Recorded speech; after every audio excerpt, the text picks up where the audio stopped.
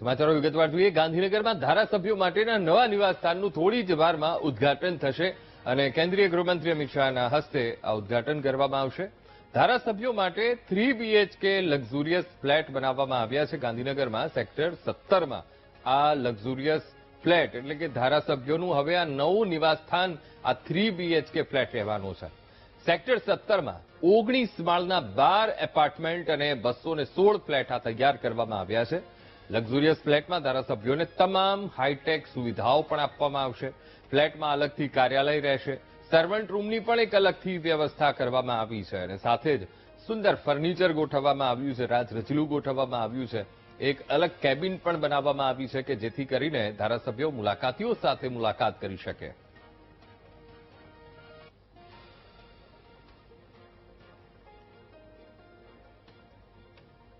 વાત મુદ્દે સંવાદદાતા મેહુલ દેસાઈ લાઈવ જોડાઈ ગયા છે. મેહુલ, ગાંધીનગરમાં ધારાસભ્યો માટેના અદ્યતન આ હાઈટેક નિવાસસ્થાનોનું થોડી જ વારમાં ઉદ્ઘાટન થવાનું છે. ત્યાં કેવી હલચલ અને કેવા આ નિવાસસ્થાન બનાવવામાં આવ્યા છે?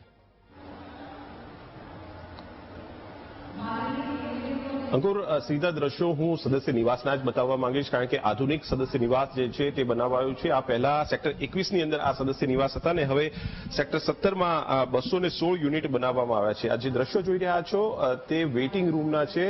3 BHK બનાવવામાં આવ્યા છે સદસ્ય નિવાસ. આમ 3 BHK છે, પરંતુ બીજા 2 રૂમ પણ એક્સ્ટ્રા બનાવવામાં આવ્યા છે, જેની અંદર સર્વન્ટ રૂમનો પણ સમાવેશ થાય છે અને જે સદસ્યો હશે તેમના માટે કાર્યાલય પણ બનાવવામાં આવ્યા છે. આ જે દ્રશ્યો અત્યારે આપ જોઈ રહ્યા છો તે તેમના કાર્યાલયના છે, કારણ કે તેમના વિસ્તારમાંથી આવતા જે લોકો રજૂઆત માટે ગાંધીનગર આવતા હોય છે ત્યારે તેમની સાથે બેઠક કરવા માટે અને ખાસ તેમની રજૂઆતો સાંભળવા માટે સદસ્ય જે છે તે આ કાર્યાલયનો ઉપયોગ કરી શકશે. આધુનિક જે ડ્રોઈંગ રૂમ જે છે અને તે સાથેનું આ સદસ્ય નિવાસ બનાવવામાં આવ્યું છે, જેની અંદર એર કન્ડિશન્ડ સંપૂર્ણ રાખવામાં આવ્યો છે આ સદસ્ય નિવાસ અને લગભગ 4 જેટલા ટીવી યુનિટ છે તે પણ રાખવામાં આવ્યા છે અને ઇન્ટિરિયર જે છે તે પણ તે રીતે તૈયાર કરવામાં આવ્યું છે. ફર્નિચર જે છે તે પણ ડિઝાઇન કરીને બનાવવામાં આવ્યું છે. ચીમનીનો પણ ઉપયોગ કિચનની અંદર કરવામાં આવ્યો છે. લગભગ 325 કરોડના ખર્ચે આ સદસ્ય નિવાસ જે છે તે તૈયાર કરવામાં આવ્યો છે અને 216 યુનિટ અંકુર જે છે તે તૈયાર કરવામાં આવ્યા છે, પરંતુ તેની અંદરથી અત્યારે 180 યુનિટનો ઉપયોગ જે છે તે કરવામાં આવશે વર્તમાન જે સંખ્યા છે તેના આધારે, અને બાકી રહેતા જે યુનિટ છે તેની અંદર અન્ય ફર્નિચરનું કામ બાકી રાખવામાં આવ્યું છે. પરંતુ ભવિષ્યની અંદર જ્યારે બેઠકોની સંખ્યા ગુજરાતની અંદર ધારાસભ્યોની વચ્ચી ગણતરી બાદ ત્યારબાદ તેનો ઉપયોગ જે છે તે થશે.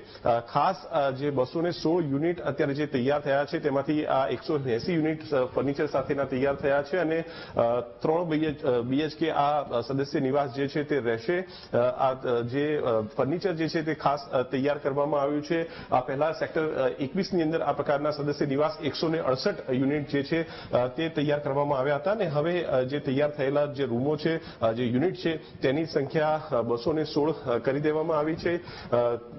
Community hall, swimming pool, gym જેવી આધુનિક જે સુવિધાઓ જે અત્યારે હાલ ખાનગી ફ્લેટની અંદર જે સ્કીમની અંદર જોવા મળતી હોય છે તે જ પ્રકારની સુવિધાઓ જે છે તે સદસ્ય નિવાસની અંદર ઊભી કરવામાં આવી છે. કોમ્યુનિટી હોલ જે છે તે પણ તૈયાર કરવામાં આવ્યો છે. થોડી વારમાં જ કેન્દ્રીય ગૃહમંત્રી અમિત શાહ જે છે તે અહીંયા અંકુર પહોંચશે અને આ જે સદસ્ય નિવાસ છે તેનું લોકાર્પણ તેઓ કરશે. લોકાર્પણ થયા બાદ તબક્કાવાર આ જે સદસ્ય નિવાસ છે તે ફાળવવામાં આવશે અને તમામ જે સુવિધાઓ જે છે આધુનિક સુવિધાઓ જે લક્ઝુરિયસ જે સુવિધાઓ જે છે તે ઊભી કરવામાં આવી છે અને સદસ્ય નિવાસ જે છે તે તૈયાર થયા છે. આ પહેલા જે સૌથી પહેલા જ્યારે ધારાસભ્યો જે માટેની સુવિધાઓ શરૂ કરવામાં આવી હતી અને ખાસ તેમના રહેણાંક બનાવાયા હતા તે સેક્ટર 17 ની અંદર જ બનાવાયા હતા, પરંતુ ત્યારબાદ તેનો ઉપયોગ જે છે સેક્ટર 21માં પણ કરવામાં આવતો હતો અને ફરી એકવાર સેક્ટર 17 ની અંદર આ સદસ્ય નિવાસ જે છે તે બનાવવામાં આવ્યા છે અને લગભગ 27,000 ચોરસ મીટર જે જગ્યા છે તેની અંદર તેનું નિર્માણ કરવામાં આવ્યું છે. બિલકુલ મેહુલ, સમગ્ર માહિતી સાથે જોડાવા બદલ આપનો આભાર.